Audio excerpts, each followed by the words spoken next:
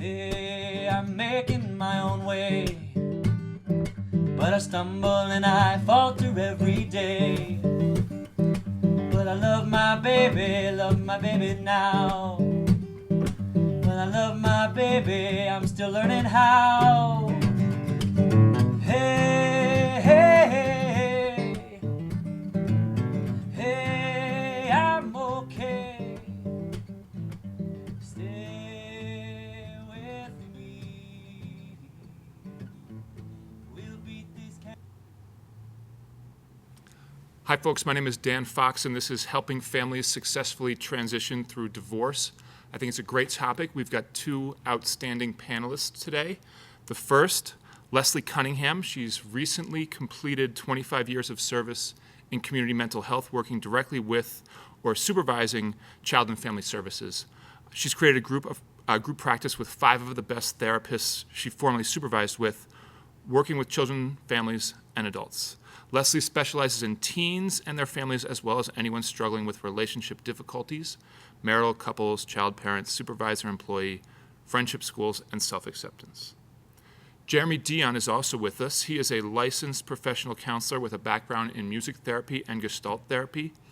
He is also a father and a professional musician and has been working professionally with children and adolescents and families since 2000.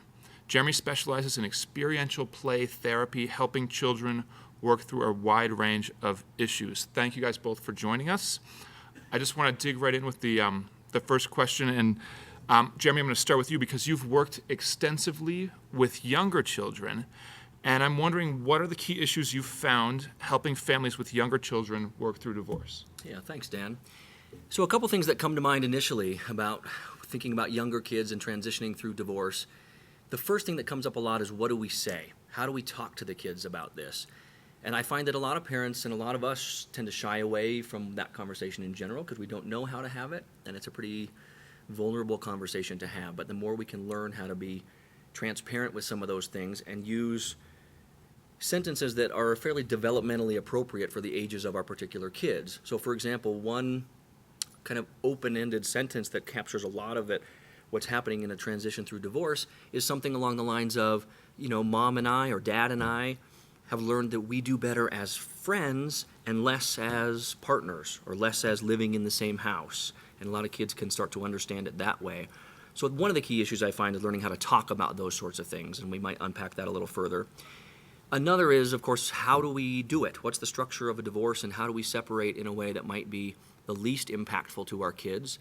One thing I've seen a lot of families do is what's called nesting, where we leave the kids in the same house where they've been accustomed to, and one parent stays with them for that night or those couple of nights, while the other parent is out at a separate place, the one-bedroom apartment or another place that they might explore living. And then every couple days, or however they work the transition, the parents are the ones that initially do that switching, more so than the kids. Provides a little bit of a way of sort of dipping a toe in the pool of what the separation might look like for both the parents and the kids.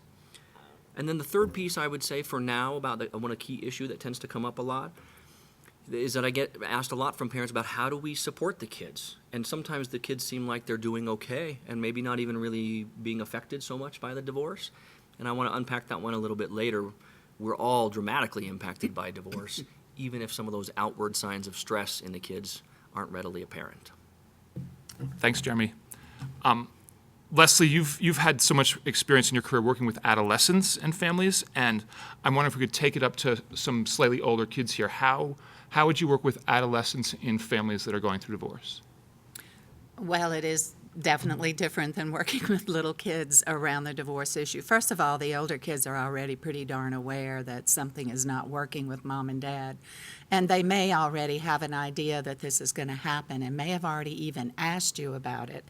And included, older kids often can even instigate, I won't say instigate, but be instrumental in even pushing for a divorce. I'm actually working with a couple who have 2 older teens who the kids were actually delighted that their parents were divorcing because it was so hard for them to watch the fighting. But one of the downsides of that age group, the teenagers through divorce, is divided loyalties. Teenagers are very loyal typically to one parent or the other through the divorce process. Not necessarily all of them do this, but many of them do, and it's kind of hard to move them off the mark if they've sided with one parent or the other.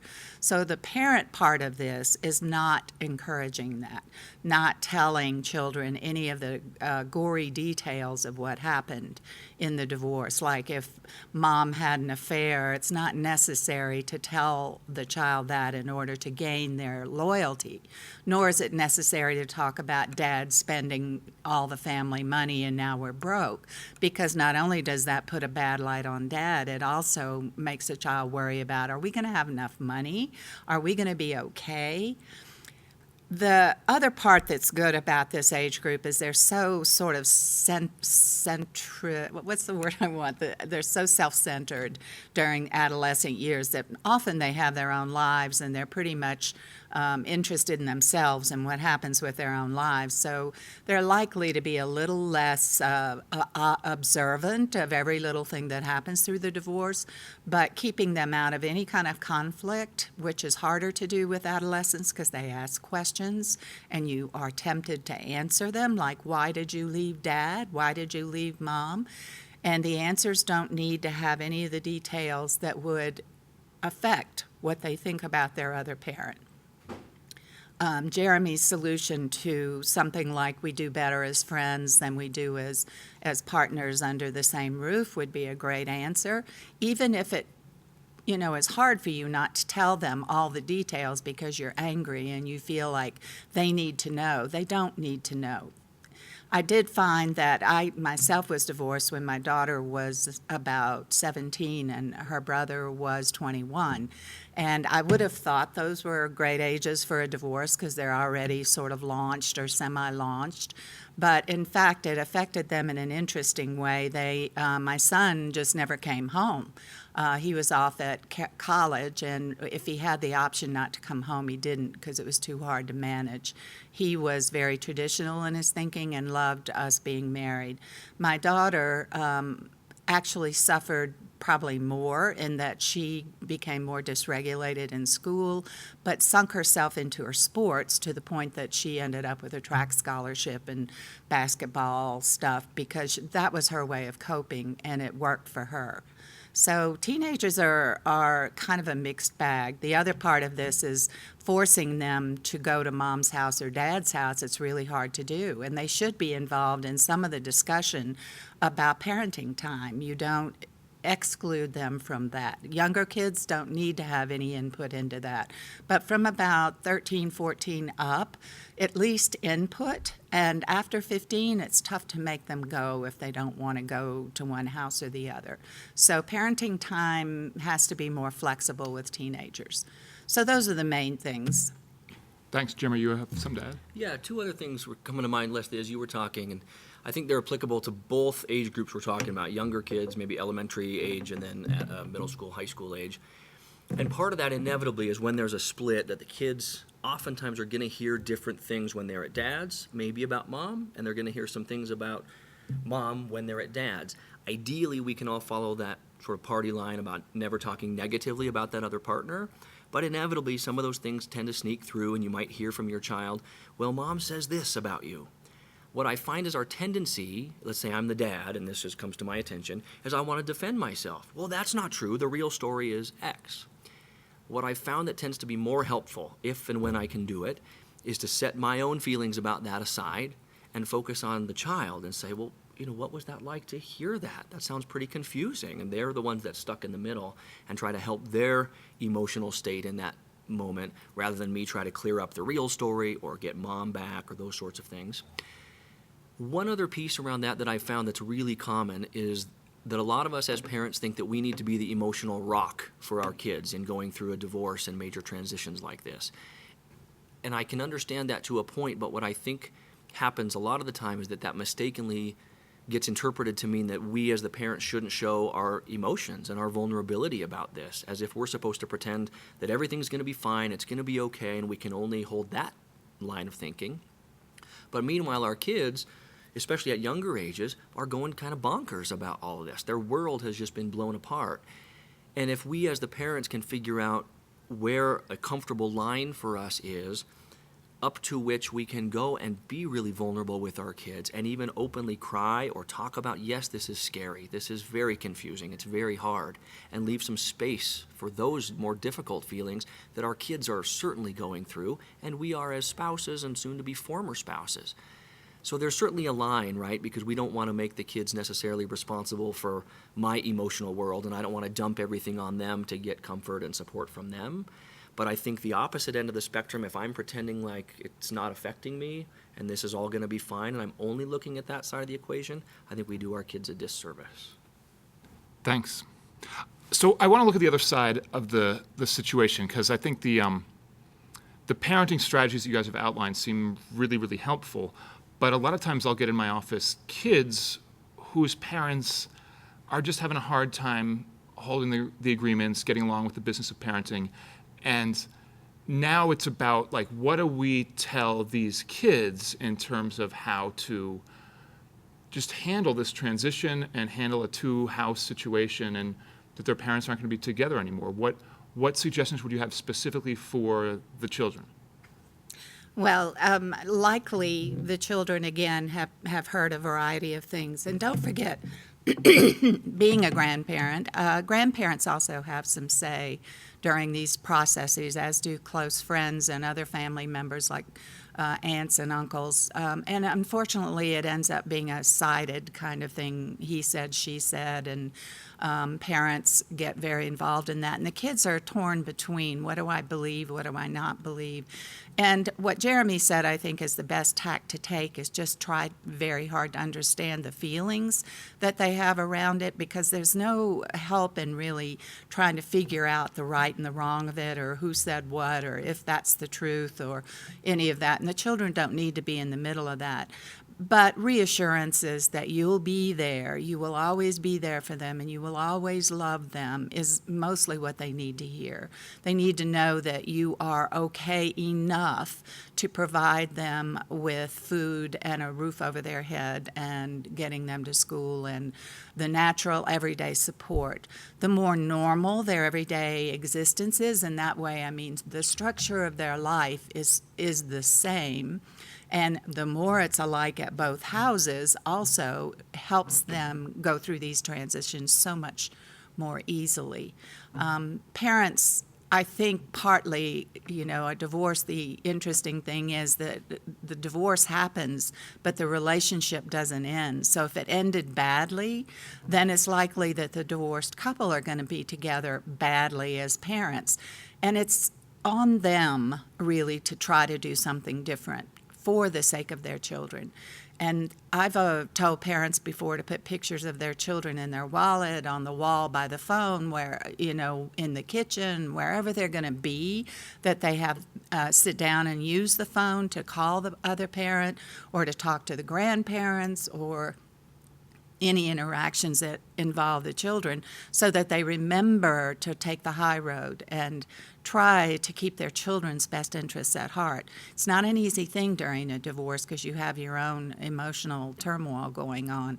That's why we have good friends. That's why Jeremy and I and Dan exist in the world, is to help parents through these struggles as well. But the children are not, as Jeremy said, they can see that you're a human being, but they are not your buddies to get you through the divorce. And that creates the loyalty issues I told you about earlier.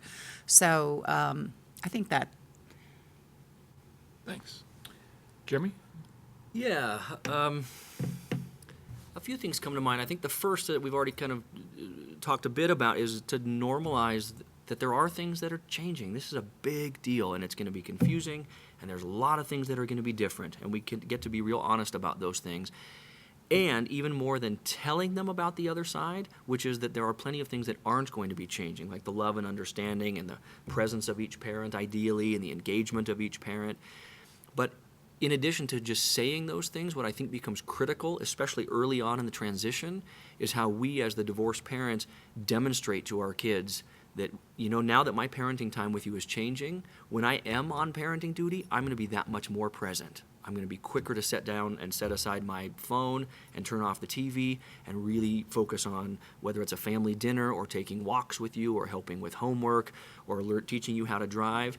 But I'm going to show you by my level of presence and engagement that even though there's so many things that are going to be shifting out from under your feet and it feels like the world is coming to an end in some regards, this consistency of my engagement in your life, my love for you, my esteem for you, that's not going anywhere. And in fact, that might even increase in a beautiful way. That oftentimes is enough to help the kids in several different instances as they bump into the real scary feelings of getting overwhelmed and not really trusting for a time that this is going to be okay. The way we show them that and help them feel that is on that momentary basis when I'm going to show up and be really present and I'm really going to listen to you and hold a lot of space for your confusion and your anger and your questions and all of that. Can I add something? Sure. Also, what I was thinking about just now is parents can get very preoccupied with their own world. And often for some one or the other of the parents, it might even mean a change in financial status. You may be living in a less nice place. You may have had to downsize your home, your car, whatever, just because financial constraints make it different. So there's another change that children will experience. And talking a lot about the finances is not helpful to kids either because they feel very vulnerable and afraid if they can't buy a new pair of shoes or they don't have what they need, or you're always saying, well, I don't know if we can do that. Your father hasn't paid his child support yet. None of that is really very helpful. And added on to the child support piece is that, or spousal support, is that children's parenting time is never dependent on child support payments. It's never dependent on that. That is something that some parents take to an extreme. I also want to caution about eye rolling, facial expressions, turning your head away when the subject of the other parent comes up. Children may not hear you say, and you can be proud to say, I've never done parent alienation. I never say anything bad about my husband. But if someone mentions his name and you roll your eyes, that is a statement about what they're thinking. One other thing I want to add on, too, is that sometimes, and actually I've noticed rather often, when people divorce, one of them may already have another boyfriend/girlfriend. And that alone is also a very difficult transition for children, to add another parent figure into their lives when they're already in turmoil. The rule of thumb is that they should not be introduced to anyone new in the way of another partner until that person, that you are very clear that that person is going to be in their lives forever, or they're going to experience loss after loss after loss with different partners that are brought home.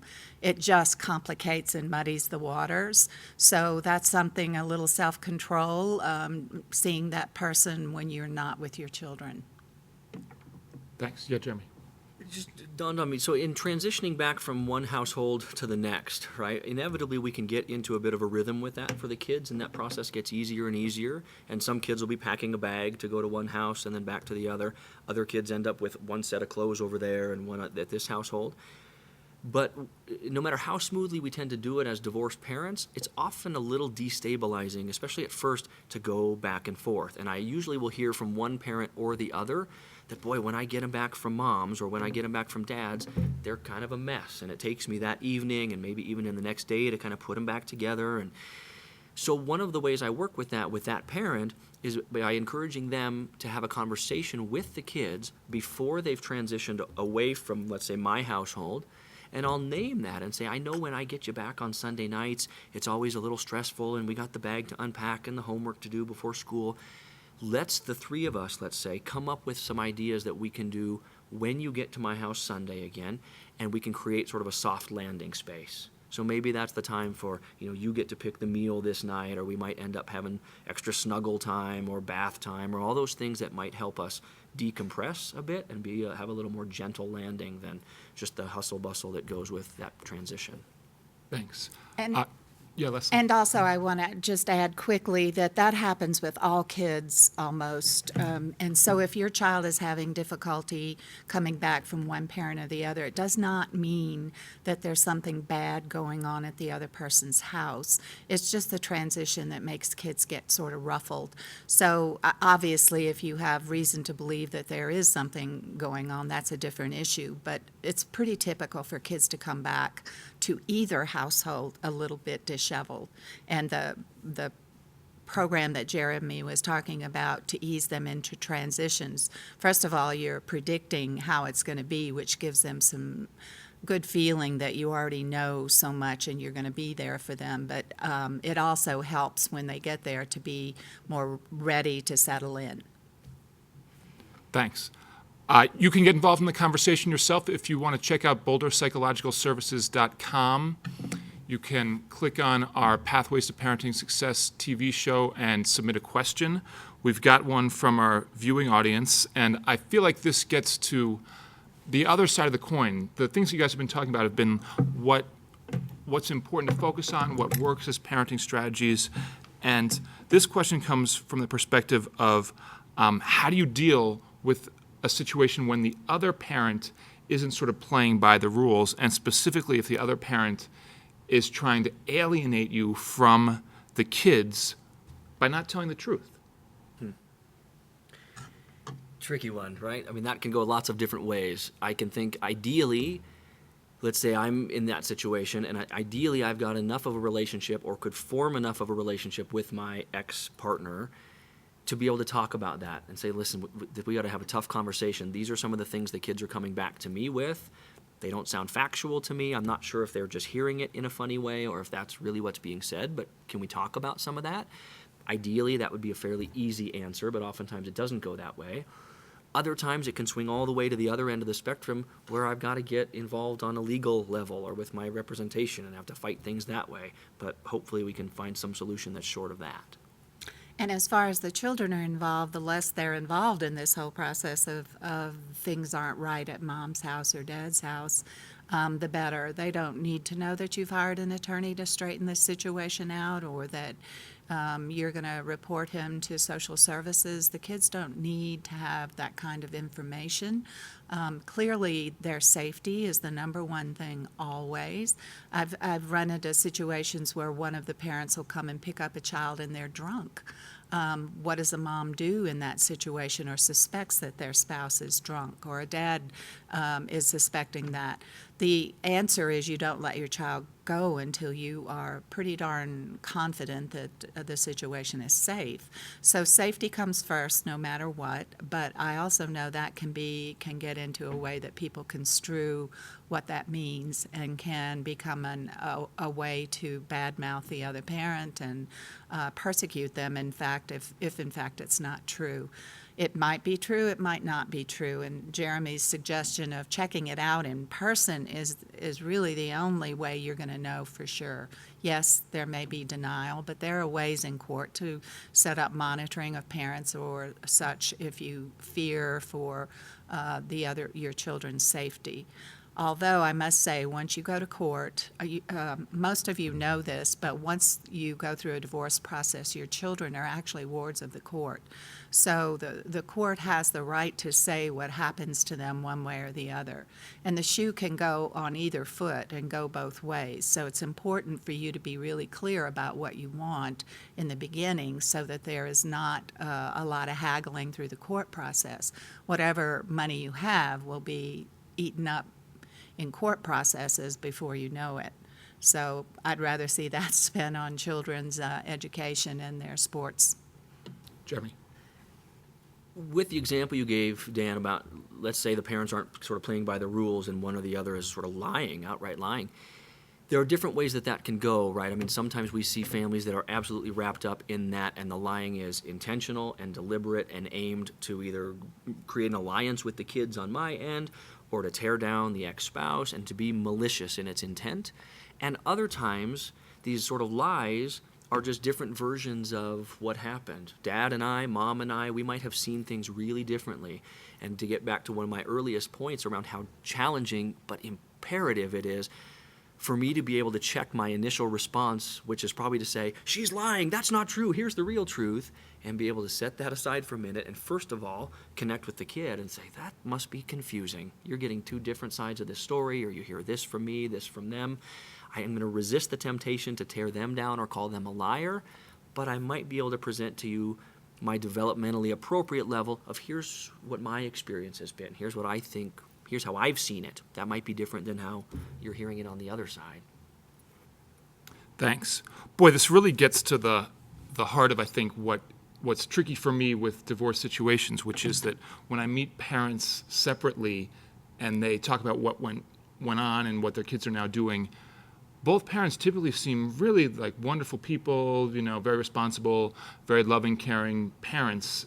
Yet the relationship itself that they had previously got so toxic that there's this real animosity. It's like buttons that get pushed. There's, quick to get angry and to feel like the other person is sort of like, the enemy playing a game with them, or, really, doing the stuff that is like, no, it's a lie in this case. It's not even that they had a different version of reality. Like, that's not true. They'll sort of like really be at that level. And I feel like what I hear you guys saying is it doesn't really matter whether your ex-spouse is playing by the rules or not. You just need to play by the rules yourself. You need to like keep your language, what you're saying, what your boundaries are in check. But that seems kind of hard in practice, especially if, it just feels like, for a lot of situations with parents I've worked with, it just feels like the other parent isn't stepping up. Is that normal? I don't know about normal. I think it happens from time to time. Excuse me. I can think of a couple times where one or the other parent has had something go on in their life that has upset them. Their own parent dies, or they lose their jobs and they lose their focus on their kids during that time. And I think some of this means giving someone the benefit of the doubt. I also know sometimes a parent is not stepping up enough. So I particularly know when a child is in distress for whatever reason, both parents need to be there equally to support that child through whatever is difficult. And I often see it fall to one or the other parent who takes the lead and is the one who does the support. And it probably was that way during the marriage. It probably was that way throughout their whole relationship history, that one or the other was more in a leadership role as far as parenting goes. But this is not the time to quibble over who's in charge or who isn't in charge. Kids need support from both parents, regardless of even a parent who is allegedly is a criminal, should at least have some contact with the child, simply just because the child is always going to wonder what happened, where are they, what happened to them. Obviously, those are under supervisory kind of situations, but still, parents are important in every child's life, both parents, not one, not the other, even though it ends up one or the other may not be there. Thanks. Jeremy, last thought? Yeah, the last piece I would add is it makes me think of the metaphor around flying on an airplane, right? And the oxygen masks drop down, and the instructions are, as the parents, put yours on first, and then you help your child, right? And so transitioning through divorce is impactful on every family member. It's going to be hard, even if it goes as beautifully as possible. And self-care for us as the parents becomes imperative. If I'm not, whatever my versions are around exercise, eating okay, making sure I'm sleeping and hydrated and seeing some friends, if those pieces are in place for me, I generally then can show up for other people. So for us as parents transitioning through this, make sure we're being good to ourselves. That's the only way we're going to be able to manage the rest of the intensity. Thank you, guys. I want to express appreciation to the panelists, Leslie Cunningham and Jeremy Dion. I'm Dan Fox. You can continue the conversation with any of us by emailing us through the BoulderPsychologicalServices.com website. Thanks to the Boulder Valley School District for having us for this Pathways to Parenting series. And you can check out our website also for information on many, many topics related to family success and mental health. Thanks, and have a good day.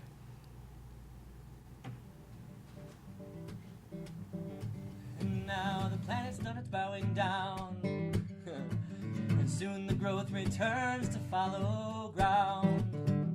But I know what's churning underneath the snow, baby, and we've miles to go. Hey, hey, hey, I'm okay. Be with me. We'll beat this, can't you see? So wait a while, winter time.